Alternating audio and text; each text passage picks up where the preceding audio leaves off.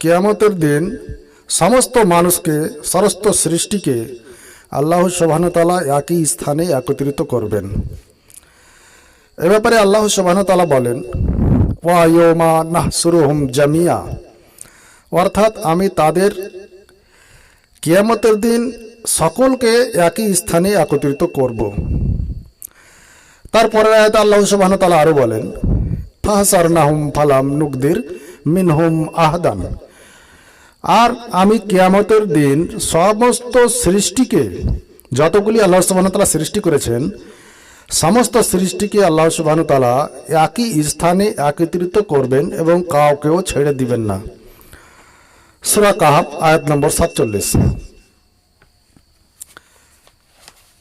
এবার আমরা অবগত হলাম যে কিয়ামতের মাঠে আল্লাহ সুবহানাহু ওয়া তাআলা সমস্ত সৃষ্টিকে, সমস্ত সৃষ্টি বোঝানো হয়েছে যতগুলি সৃষ্টি রয়েছে আল্লাহ সুবহানাহু ওয়া তাআলার, যতগুলো কিড়ে মাকড়া, জড় বস্তু, পড়া বস্তু এবং জীব জন্তু যতগুলি রয়েছে, সমস্ত সৃষ্টিকে আল্লাহ সুবহানাহু ওয়া তাআলা একই স্থানে একত্রিত করবেন।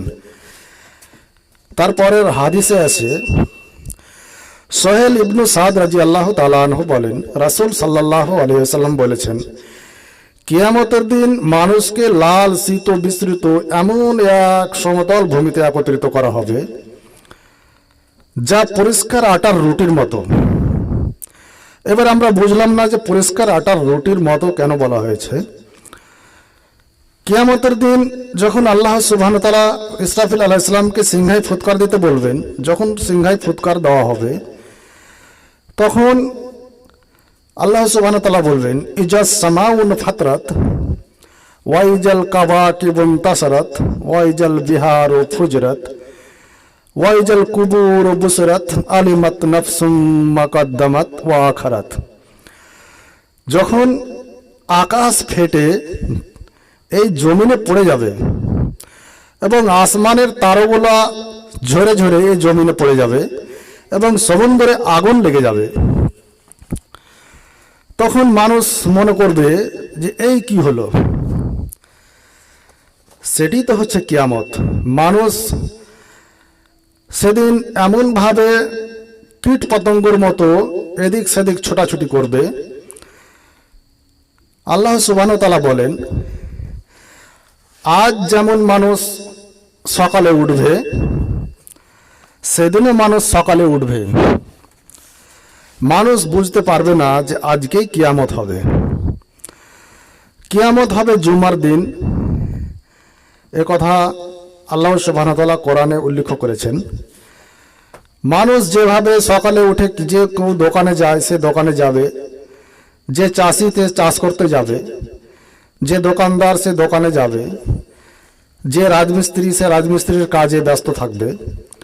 হঠাৎ একটি আওয়াজ আসবে, ইজাস সামাউন ফাতরাত, হঠাৎ একটি আওয়াজ আসবে।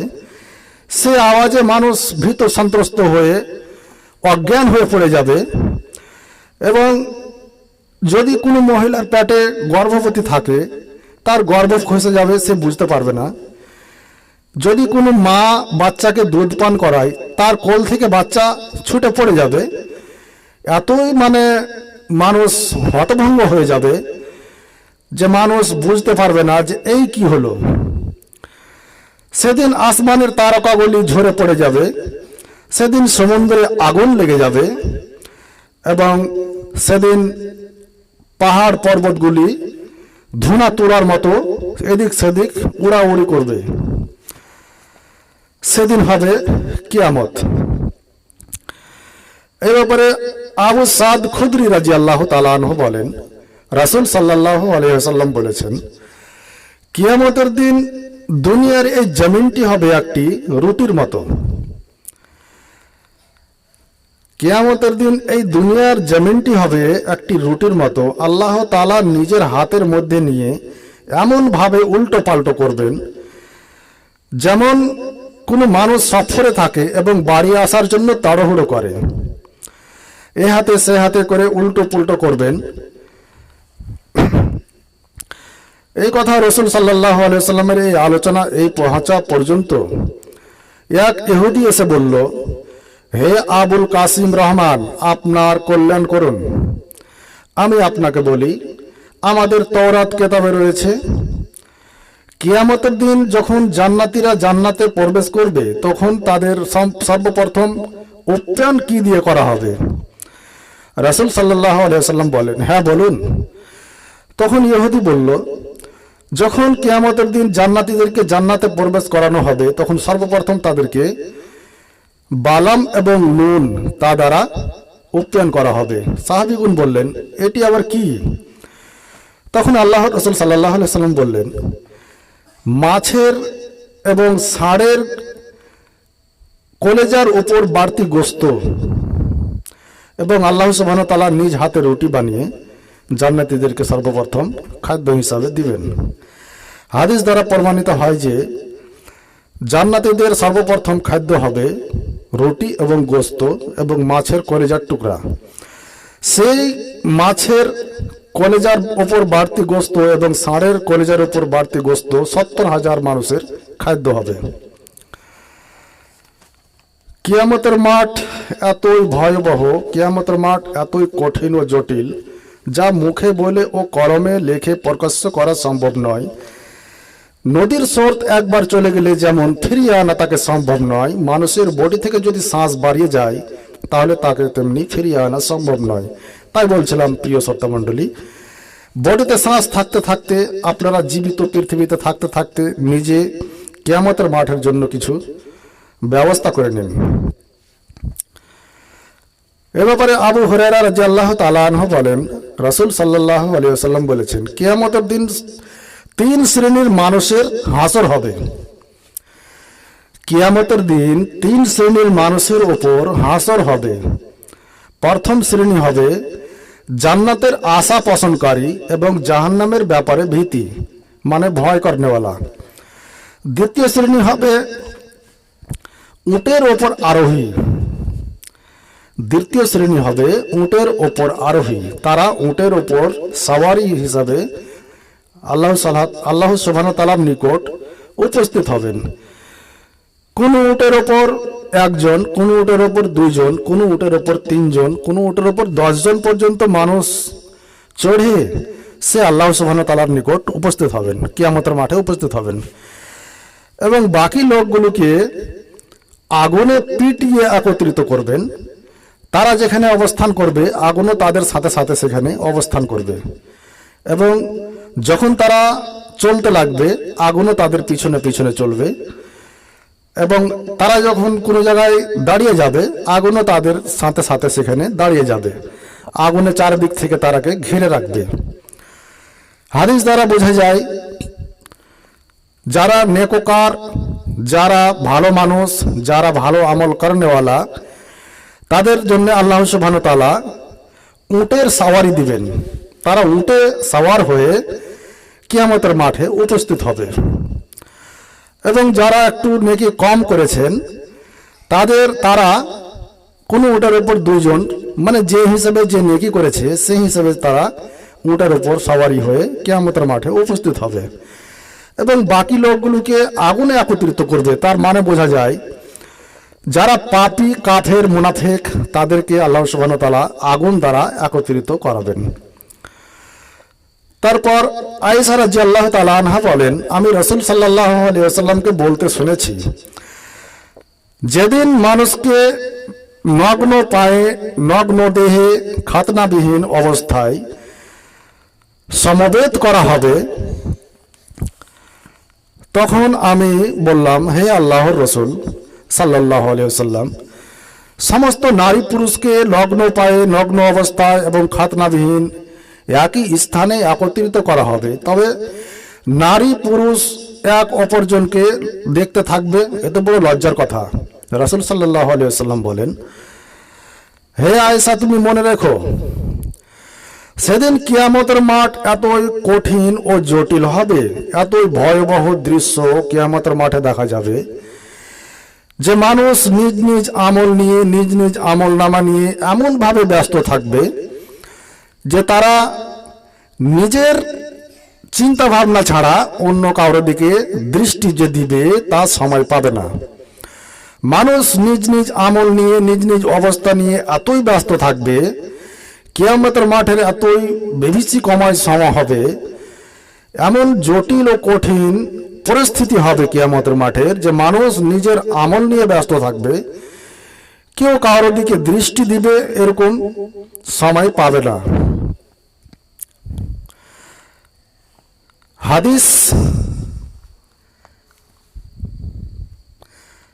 হাদিস বুখারী এবং মুসলিম, হাদিস নম্বর 5302। হাদিস দ্বারা বোঝা গেল যে কিয়ামতের মাঠে কারো পায়ে জুতো চপ্পল থাকবে না, কোনো মানুষের পরনে কোনো কাপড় থাকবে না, কোনো মানুষ খাতনা দেওয়া থাকবে না, সমস্ত মানুষ খাতনাবিহীন থাকবে, এবং কিয়ামতের মাঠে নারী পুরুষ একই স্থানে একত্রিত হবে। তাই আয়েশা রাদিয়াল্লাহু তাআলা আনহার ধারণা, এ তো বড় লজ্জার কথা। আয়েশা রাদিয়াল্লাহু তাআলা আনহার ধারণা, এ তো বড় লজ্জার কথা, নারী পুরুষ একই স্থানে একত্রিত থাকবে এবং উলঙ্গ অবস্থায় থাকবে, একজন অপরজনকে দেখতে পাবে, এ তো বড় লজ্জার কথা। আয়েশা রাদিয়াল্লাহু তাআলা আনহা কিয়ামতের মাঠের ব্যাপারে এরকম চিন্তা করেন।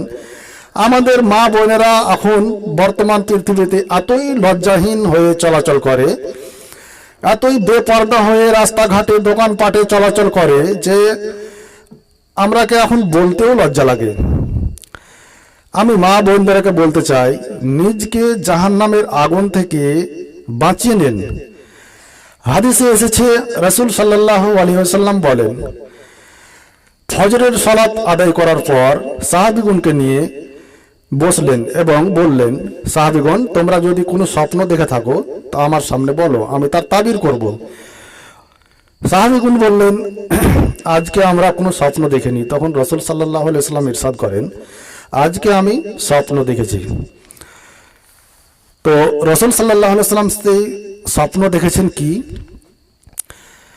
রাসূল সাল্লাল্লাহু আলাইহি ওয়াসাল্লাম বলেন, আমি রাত্রে ঘুমিয়েছিলাম এবং দুইজন লোক এসে আমার দুই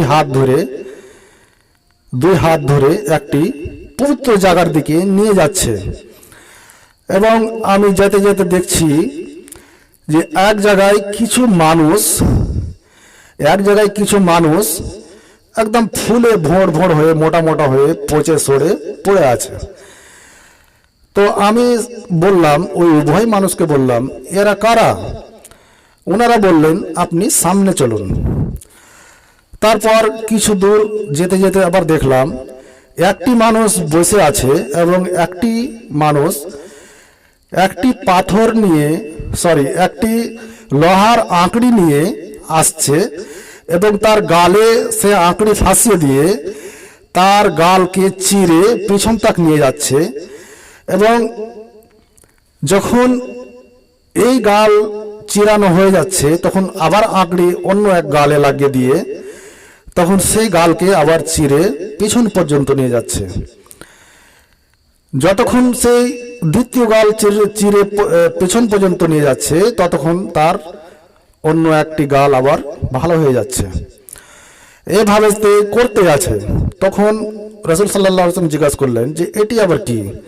তখন উভয় বললেন, যারা রাসূল সাল্লাল্লাহু আলাইহি ওয়াসাল্লামের হাত ধরে নিয়ে যাচ্ছিলেন তারা বললেন, আপনি আরো সামনে চলুন।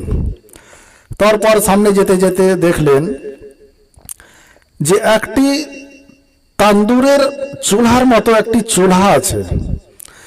সেই চুলাতে অনেক আগুন দাও দাও করে জ্বলছে, এবং যখন আগুন দাও দাও করে জ্বলে বেরিয়ে চলে আসছে তখন তার সাথে সাথে কিছু নারী এবং কিছু পুরুষ উলঙ্গ অবস্থায় আগুনের সাথে সাথে বাড়িয়ে চলে আসছে। আবার আগুন যখন কমছে তখন সেই তান্দুরের চুলার মধ্যে আবার সেই নারী পুরুষ উলঙ্গ অবস্থায় ঢুকে যাচ্ছে। রাসূল সাল্লাল্লাহু আলাইহি ওয়াসাল্লাম জিজ্ঞাসা করলেন, এরা কারা? তখন উভয় আবার বললেন, আপনি সামনে চলুন। তখন সামনে যেতে যেতে কিছু দূর এগিয়ে যেয়ে দেখলেন যে একটি রক্তর নদী, যে নদীতে রক্তই পরিপূর্ণ হয়ে আছে, এবং একটি লোক সেই রক্তের নদীতে হাবুডুবু খাচ্ছে, এবং একটি লোক সেই নদীর তীরে একটি পাথর নিয়ে দাঁড়িয়ে আছে। যখন সেই লোকটি হাবুডুবু খেতে খেতে যখন রক্ত নদী থেকে একটু বেরিয়ে নদীর তীরে আসার চেষ্টা করছে, তখন তাকে আবার তার মাথায় পাথর আঘাত করে তাকে আবার সে রক্ত নদীতে নিক্ষেপ করা হচ্ছে। তখন রাসূল সাল্লাল্লাহু আলাইহি ওয়াসাল্লাম জিজ্ঞাসা করলেন যে এটা কি? তখন ওনারা বললেন, ইনি হচ্ছেন, এখন আপনাকে আমি বলি যে এরা কারা। যে যে রক্তর নদীতে হাবুডুবু খাচ্ছে সে হচ্ছে একটি সুদখোর। যে রক্তের নদীতে হাবুডুবু খাচ্ছে সে হচ্ছে একটি সুদখোর। সুদখোরের পাপ তাকে রক্তের নদীতে ফেলে দিয়ে তাকে পাথর দিয়ে তার মাথাকে ভেঙে চৌচির করা হবে। এবং যে ব্যক্তিকে ওই তান্দুরের চুলাতে জ্বালানো হচ্ছে, সেই কূপের মধ্যে তারাকে ফেলে দিয়ে উলঙ্গ অবস্থায় তারাকে আগুনে জ্বালানো পোড়ানো হচ্ছে, তারা হচ্ছে জেনাকার এবং বেপর্দা। জেনা করলেই শুধু যে জেনা হয় এটি কথা ঠিক নয়। মানুষ যদি চোখ দিয়ে কোনো উলঙ্গ জিনিস দেখে, কোনো উলঙ্গ মানুষ দেখে, তাহলে সেটি হচ্ছে চোখের জেনা। যদি কোনো মানুষ অন্তর দিয়ে কিছু ভাবে, এরকম চিন্তা ভাবনা করে, তাহলে সেটি হচ্ছে অন্তরের জেনা। যদি জেনার জিনিস মানুষ কান দিয়ে শোনে, তাহলে সেটি হচ্ছে কানের জেনা। যদি কোনো মানুষ হাত দিয়ে কোনো জিনিস স্পর্শ করে, সেটি হচ্ছে হাতের জেনা। এবং জেনার পথে চলে যদি মানুষ পা দিয়ে হেঁটে যায়, সেটি হচ্ছে পায়ের জেনা। সমস্ত মানুষকে জেনাকারের কাতারে কিয়ামতের মাঠে দাঁড়াতে হবে। তারপর তারাকে এভাবে উলঙ্গ অবস্থায় সেই কূপের মধ্যে ফেলে দিয়ে আগুনে জ্বালানো হচ্ছে। প্রিয় শ্রোতা মণ্ডলী, যদি আপনারা এরকম কিছু করে থাকেন, তাহলে নিজকে সেই কূপের আগুনের মধ্যে থেকে বাঁচাবার চেষ্টা করবেন। তারপর রাসূল সাল্লাল্লাহু আলাইহি ওয়াসাল্লামকে আরো বলা হলো, যারা ওই মুখে লোহার আঁকড়ি দিয়ে মুখকে চৌচির করা হচ্ছিল, তারা ছিল চুগলখোর। যারা মানুষের গীবত করে এবং পিছনে গীবত করে, সামনে ভালোবাসা হয় এবং পিছনে যারা গীবত করে তারা ছিল চুগলখোর। আর তো এই হচ্ছে জেনাকার এবং চুগলখোর এবং সুদখোরের শাস্তি। তারপর আমাদের সেটি আজকের বিষয় নয়, আজকের বিষয় হচ্ছে কিয়ামতের মাঠ। ইবনে আব্বাস রাদিয়াল্লাহু তাআলা আনহু বলেন, নবী করিম সাল্লাল্লাহু আলাইহি ওয়াসাল্লাম বলেছেন, কিয়ামতের মাঠে মানুষকে খালি পায়ে নগ্ন অবস্থায় খাতনাবিহীন ভাবে একত্রিত করা হবে। একজন মহিলা বলল, হে আল্লাহর রাসূল সাল্লাল্লাহু আলাইহি ওয়াসাল্লাম,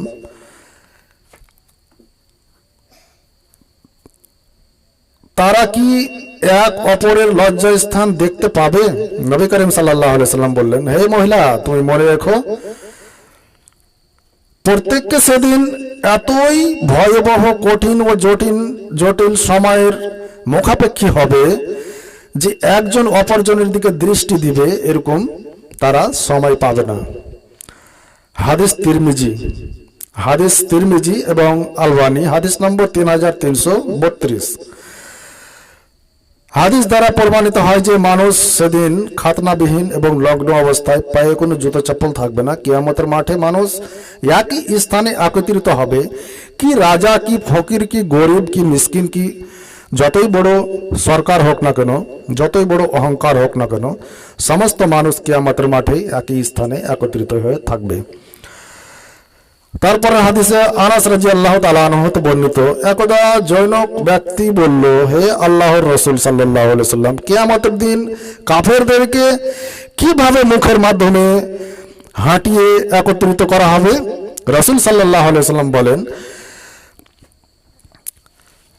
যে আল্লাহ সুবহানাহু ওয়া তাআলা আমাদেরকে পৃথিবীতে পায়ের মাধ্যমে চলাচল করতে সক্ষম, তিনি কি মুখের মাধ্যমে কিয়ামতের মাঠে চলাচল করতে সক্ষম হবে না? তখন সাহাবীগণ বললেন, হ্যাঁ, অবশ্যই হবে। হাদিস বুখারী এবং মুসলিম, হাদিস নম্বর 5303।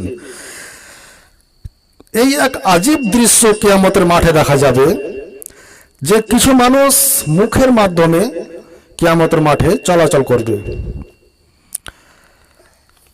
তারপরের হাদিসে এসেছে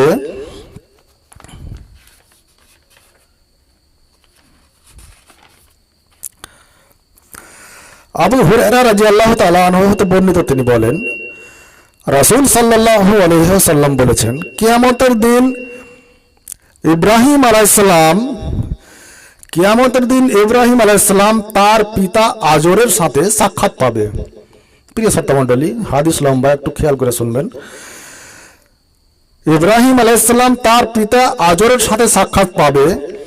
তখন তার পিতাকে, ইব্রাহিম আলাইহিস সালাম তখন নিজের পিতাকে বলবেন, তখন তার পিতার গায়ে ধুলোবালি গোবর লেগে থাকবে এবং অনেক খারাপ হয়ে থাকবে। তখন ইব্রাহিম আলাইহিস সালাম তার পিতাকে বলবেন, হে আমার পিতা, আপনাকে কি আমি পৃথিবীতে বলিনি যে আমার কথা আপনি অমান্য করো না, আজ আপনার এই অবস্থা। তখন তার পিতা আজর বলবে, হে আমার পুত্র, আজকে আমি তোমার কথা অমান্য করব না। তারপর ইব্রাহিম আলাইহিস সালাম তখন আল্লাহ সুবহানাহু ওয়া তাআলাকে বলবেন, হে আমার প্রতিপালক, হে আমার মহান রব, আপনি আমার সাথে ওয়াদা করেছিলেন যে নাকি আপনি আমাকে কিয়ামতের মাঠে বেইজ্জত করবেন না। আজ আমার পিতার এই অবস্থা, এর চেয়ে অপমানজনক আর কি হতে পারে। তখন আল্লাহ সুবহানাহু ওয়া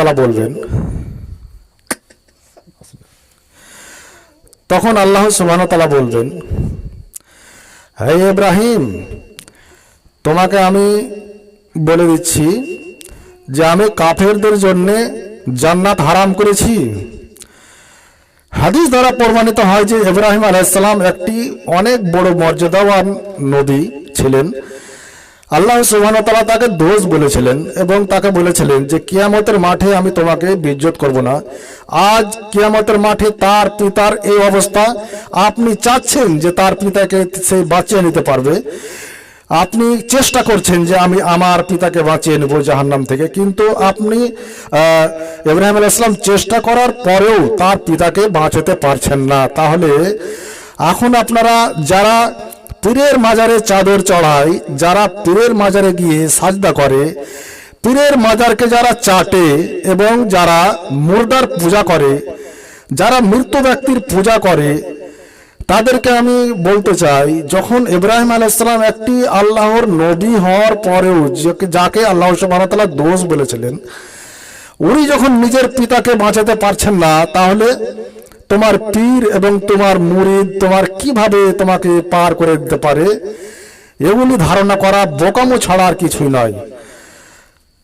আপনি অবশ্যই শয়তানের চক্করে ফেঁসে গেছেন, নিজকে বদলিয়ে সেই জাহান্নামের আগুন থেকে বাঁচিয়ে আবার নিজের সবকিছু ভালো করার চেষ্টা করুন। যখন ইব্রাহিম আলাইহিস সালাম নিজের পিতাকে চেষ্টা করার পরেও বাঁচাতে পারছেন না, তাহলে তোমার পীর তোমাকে কিভাবে বাঁচাতে পারে? প্রিয় শ্রোতামণ্ডলী, তাই বলছিলাম যে যখন কোনো নবী নিজের কন্যাকে, নিজের পুত্রকে সেই কিয়ামতের মাঠে বাঁচাতে পারবেন না, তাহলে পীর মুরিদের কি ক্ষমতা। তারপর হাদিসে আবু সাঈদ খুদরি রাদিয়াল্লাহু তাআলা আনহু বলেন, নবী করিম সাল্লাল্লাহু আলাইহি ওয়াসাল্লাম বলেছেন, আল্লাহ তাআলা কিয়ামতের দিন ডাক দিয়ে বলবেন, হে আদম, আমাদের আদম আলাইহিস সালামকে বলবেন, হে আদম। তখন আদম আলাইহিস সালাম বলবেন, হে আমার প্রতিপালক, আমি আপনার দরবারে উপস্থিত হয়েছি। তখন উচ্চ কণ্ঠে চিৎকার করে বলা হবে, নিশ্চয় আল্লাহ তাআলা তোমাকে আদেশ দিচ্ছেন যে তোমার সন্তান হতে জাহান্নামীদেরকে তুমি সেই কাতার থেকে বের করে দাও। তখন আদম আলাইহিস সালাম বলবেন, হে আমার প্রতিপালক, হে আমার রব, আমি কয়জন জাহান্নামীকে বের করে দেব? তখন আল্লাহ সুবহানাহু ওয়া তাআলা বলবেন, প্রত্যেককে 1000-এর মধ্যে 999 জন মানুষকে জাহান্নামী হবে, তারাকে বের করে দাও। তখন আদম আলাইহিসসালাম বলবেন, প্রত্যেককে 1000-এর মধ্যে 999 জন মানুষকে জাহান্নামী হবে, তাদেরকে সেই হিসাবের কাতার থেকে বের করে দাও। এই বক্তব্য রাসূল সাল্লাল্লাহু আলাইহি ওয়াসাল্লাম সাহাবীগণের সামনে দিচ্ছিলেন। তখন সাহাবীগণ এই বক্তব্য শুনে, সব সাহাবী, যতগুলি সাহাবী ছিলেন সবাই কেঁদেছিলেন এবং সবারই চোখের পানি, দাড়ি মোবারক ভিজে তাদের শরীরে পড়ছিল। তখন কিছুক্ষণ চুপ থাকার পর রাসূল সাল্লাল্লাহু আলাইহি ওয়াসাল্লাম বললেন, সাহাবীগণ, তোমরা চিন্তা করো না, যতগুলি জাহান্নামী 999 জন হবে, তারা হবে ইয়াজুজ মাজুজের সম্প্রদায়। তোমরা সংখ্যায় খুবই কম হবে, তোমরাই সবচেয়ে বেশি জান্নাতে যাবে। 999 জন মানুষ ইহুদি এবং ইয়াজুজ মাজুজের সম্প্রদায় হবে, এবং যে একজন বাঁচবে সেটি হবে তোমরা এবং আমার উম্মত। তারপর সাহাবীগণ যখন এ কথা শুনলেন তখন চিৎকার করে বলে উঠলেন, আল্লাহু আকবার। তারপর রাসূল সাল্লাল্লাহু আলাইহি ওয়াসাল্লাম আবারও বললেন, হে আমার প্রিয় সাহাবীগণ, হে আমার প্রিয় সাহাবীগণ, তোমরা মনে রাখো, 4 ভাগের 1 ভাগ জান্নাতি তোমরাই হবে। তখন সাহাবীগণ আবার আল্লাহু আকবার বলে চিৎকার করে উঠলেন। তারপর যখন রাসূল সাল্লাল্লাহু আলাইহি ওয়াসাল্লাম আবারও বললেন, হে আমার সাহাবীগণ, তোমরা মনে রেখো, 3 ভাগের 1 ভাগ জান্নাতি তোমরাই হবে। তখন সাহাবীগণ আবার চিৎকার করে আল্লাহু আকবার বলে উঠলেন। যখন আল্লাহর রাসূল সাল্লাল্লাহু আলাইহি ওয়াসাল্লাম বললেন, তোমরা সংখ্যায় এত কম হবে, তোমরা সংখ্যায় এতই কম হবে যেমন কালো বলদের গায়ে একটি সাদা লোম, অথবা বলেছেন তোমরা সংখ্যায় এতই কম হবে যেমন একটি সাদা বলদের গায়ে একটি কালো লোম। তোমরা অধিক জান্নাতে যাবে। আমি আল্লাহ সুবহানাহু ওয়া তাআলার নিকট আশা করছি অধিক তোমরাই বেশি জান্নাতে যাবে। হাদিস।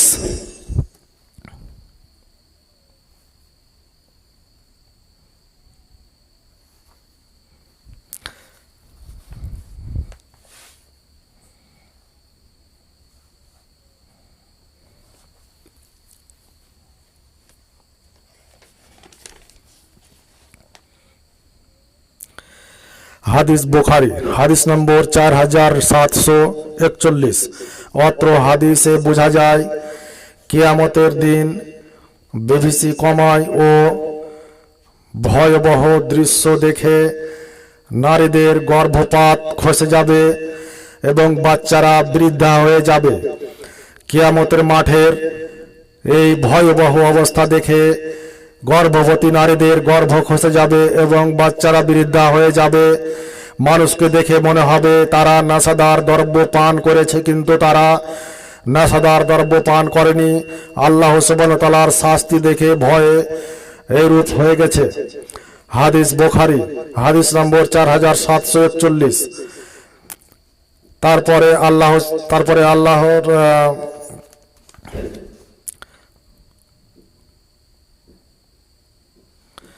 তারপরের হাদিসে বলা হয়েছে, আবু হুরায়রা রাদিয়াল্লাহু তাআলা আনহু বলেন, রাসূল সাল্লাল্লাহু আলাইহি ওয়াসাল্লাম একদা এই আয়াতটি পাঠ করলেন, ইয়াউমাইজিন তুহাদ্দিসু আকবারাহা, ইয়াউমাইজিন তুহাদ্দিসু আকবারাহা পাঠ করলেন, তেলাওয়াত করলেন। তারপর বললেন, তোমরা কি জানো পৃথিবী সেদিন কি বর্ণনা দিবে? রাসূল সাল্লাল্লাহু আলাইহি ওয়াসাল্লাম বললেন, তোমরা কি জানো সেদিন পৃথিবী কি বর্ণনা দিবে? সাহাবীগণ বললেন, আল্লাহ এবং আল্লাহর রাসূল ভালো জানেন। তখন নবী করিম সাল্লাল্লাহু আলাইহি ওয়াসাল্লাম বললেন, প্রত্যেককে দাস দাসী পৃথিবীর উপর যে যেখানে যে কথাবার্তা বলেছে এবং যে কর্ম ঘটিয়েছে সেদিন পৃথিবী তা বিবরণ দিবে। মানুষ যে যা যেখানে ঘটিয়েছে, যে যেখানে বেমানি করেছে, যেখানে যে ডাকাতি করেছে, যেখানে যে চুরি করেছে, যেখানে যে পৃথিবী যে জমিনের ওপরে সে মিথ্যা কথা বলেছে, যে যেখানে জেনা ব্যভিচারে লিপ্ত হয়েছে, সেদিন এই পৃথিবীর জমিন সাক্ষী দিবে। ইয়মাইজিন তুহাদ্দিসু আখবারাহা, সেদিন সাক্ষী দিবে। এটি হচ্ছে জমিনের ওপর মানুষ যে যা ঘটিয়েছে জমিন সেদিন সাক্ষী দিবে।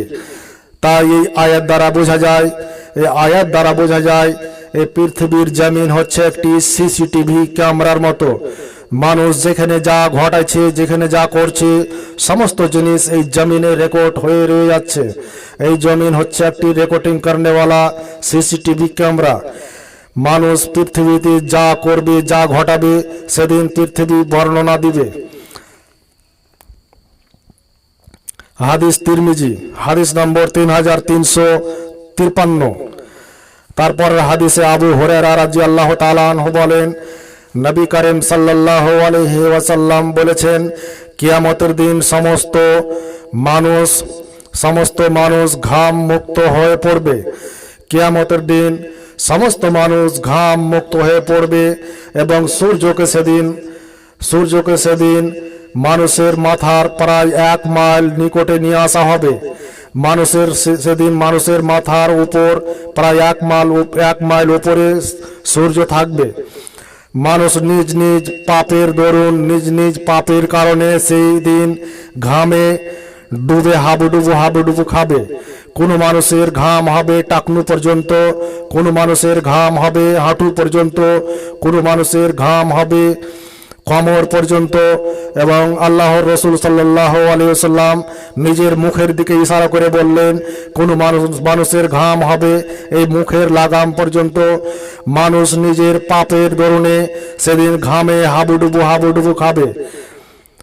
যারা নেককার মানুষ হবে তারা আল্লাহ সুবহানাহু ওয়া তাআলার আরশে আজিমের ছায়াতে থাকতে পাবে। আর না হলে পাপচার, শয়তান, মুনাফিক যারা হবে তারা নিজের ঘামে হাবুডুবু খাবে।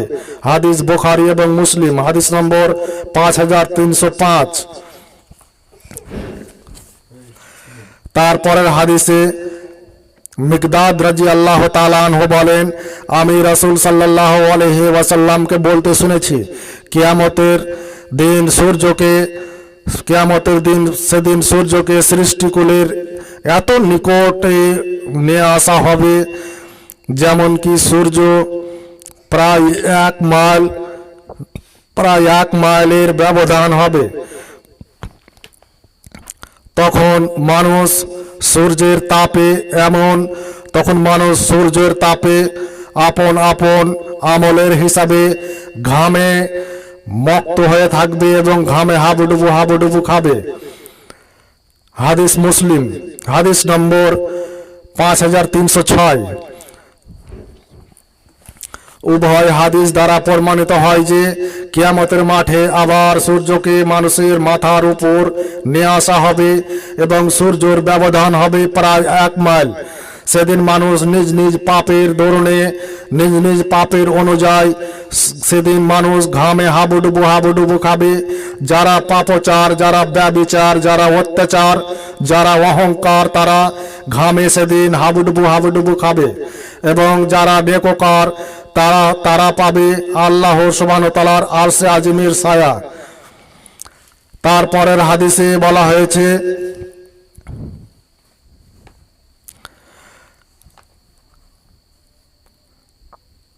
তারপর সূরা কালাম আয়াত নম্বর 42 থেকে 43 বলা হয়েছে, যেদিন কঠিন সময় উপস্থিত হবে এবং মানুষকে সাজদা করার জন্য ডাকা হবে, তখন তারা সাজদা করতে পারবে না। তাদের দৃষ্টি নিচু হয়ে যাবে, তারা অপমান হয়ে যাবে।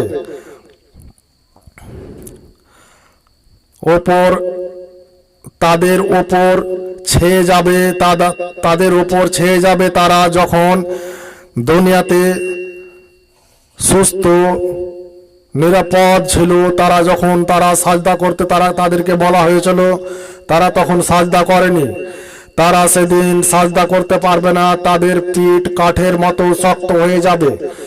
মুনাফিক যারা ফাওয়াইলুল লিল মুসাল্লিন আল্লাযিনা হুম আন সালাতিহিম সাহুন, যারা লোক দেখানোর জন্য সালাত আদায় করে এবং লোক দেখানোর জন্য তারা ভালো আমল করে, সেদিন তারা সাজদা করতে চাইবে কিন্তু তারা সাজদা করতে পারবে না।